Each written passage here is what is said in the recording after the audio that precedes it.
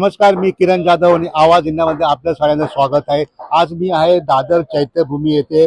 6 डिसेंबर हा महापरिनिर्वाण दिन आहे। माझ्याबरोबर स्वतः आनंदराज आंबेडकर जे आहेत त्यांच्याशी जाणून घ्या। सर, 6 डिसेंबर येतोय, आनंदराजजी काय सांगाल तुम्ही की भरपूर लोकांनी गेले अनेक वर्ष मागणी केली की 6 डिसेंबरला ड्राय डे असावा, तुमचं काय म्हणणं आहे सर? डॉक्टर बाबासाहेब आंबेडकरांचा आज 6 डिसेंबर 1970 हा महापरिनिर्वाण दिन आहे आणि अनेक वर्षापासून सरकारकडे आंबेडकरी जनता मागणी करते की मुंबई परिसरामध्ये ड्राय डे असावा, कारण लाखो नव्हे तर हल्ली करोडो लोक बाबासाहेबांच्या 6 डिसेंबरच्या महापरिनिर्वाण दिनी येतात आणि त्यांना आदरांजली श्रद्धांजली वाहतात।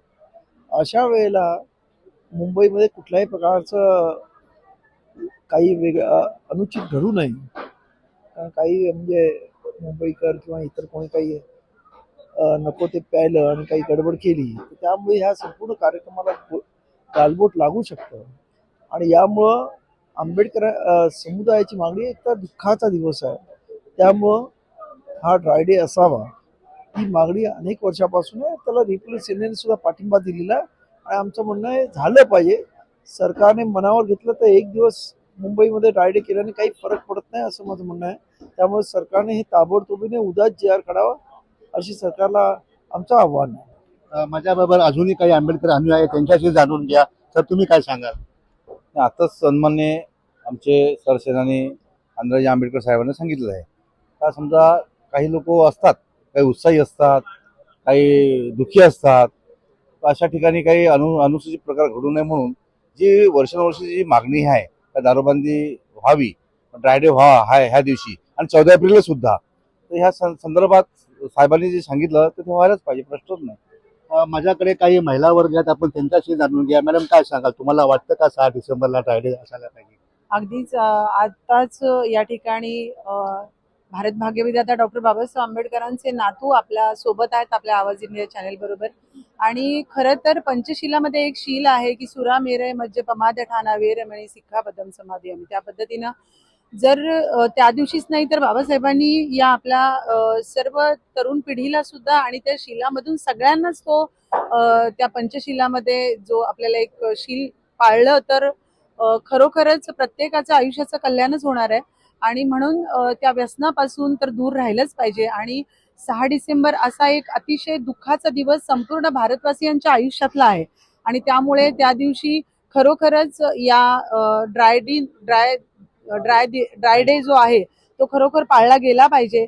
आणि हा जो शांततेचा दिवस आहे 6 डिसेंबर, तो या मुंबईमध्ये तर अखंड जगातून सगळेच जण येत असतात डॉक्टर बाबासाहेब आंबेडकर यांना अभिवादन करण्यासाठी, त्यामुळे तो पाळलाच जावा असं आम्हाला तरी वाटतं। माझ्यासोबत भारताचे सुप्रसिद्ध संगीतकार जॉलीदादा मोरे आहेत आणि आम्हाला तर असंच वाटतं।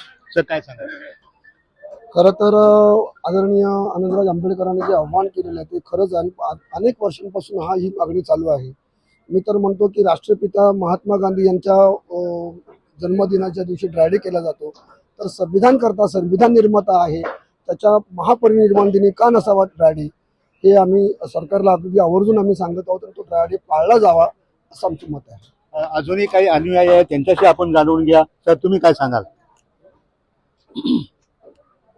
आताच आदरणीय आनंदराज आंबेडकर साहेबांनी सांगितलं की ड्राय डे झाला पाहिजे। या जगातले एकच असे महामानव आहेत डॉक्टर बाबासाहेब आंबेडकर, आणि त्यांच्या महापरिनिर्वाणी या ठिकाणी लाखोच्या संख्येने लोक येतात आणि असा काही अनुचित प्रकार घडू नये आणि कधी कधी पाहायला भेटतं। आणि आता साहेब बोलले की गांधीजी आणि बाकी अजून त्यांचा ड्राय डे असतो, मग या भारताचे संविधान निर्माते यांच्यासाठी तर ड्राय डे, यांच्या नावाने ड्राय डे हा झालाच पाहिजे। मी परत आनंदराजी आंबेडकरकडे जातो। सर, काय सांगाल, महापरिनिर्वाण दिनची कशा प्रकारे सुविधा केली आहेत, अनुयायांसाठी काय काय व्यवस्था आहे? नाही, ज्यावेळेस महानगरपालिकेने मुंबई महानगरपालिकेने आता चांगल्या पद्धतीने शिवाजी पार्कला व्यवस्था केलेली आहे बाहेरगावी येणाऱ्या लोकांच्या बाबतीमध्ये, परंतु ही व्यवस्था आता लोक एवढी वाढलेली खरंच व्यवस्था कमी पडते। आज आमच्या पीपल एज्युकेशन सोसायटीचा मी चेअरमन आहे, तिकडे आमच्या आंबेडकर कॉलेजमध्ये सुद्धा अशा पद्धतीने आम्ही आमचं ग्राउंड सुद्धा दिलेलं आहे महानगरपालिकेला, तिथे सुद्धा लोकांची व्यवस्था करणारी UP आणि बिहारवरून लोक आलेली आहेत। त्यामुळे हे दिवसेंदिवस किती व्यवस्था केली ती कमी पडते.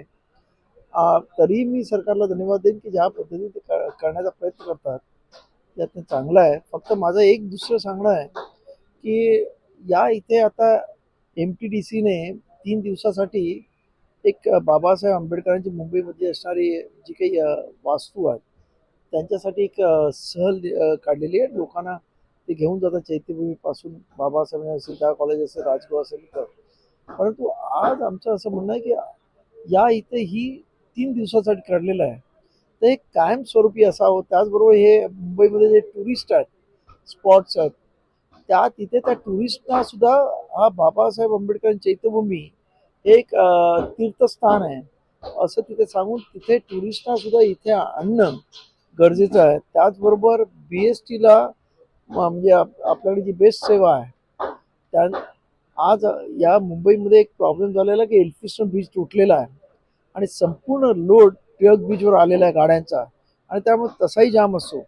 आणि चैत्यभूमीपासून सर्व जवळपास जनता ही राजगृहावर तिथे सुद्धा दर्शनासाठी जाते आणि त्याच्यामुळं 6 तारखेला तिथे प्रचंड मोठी गर्दी होईल, गोंधळ होईल.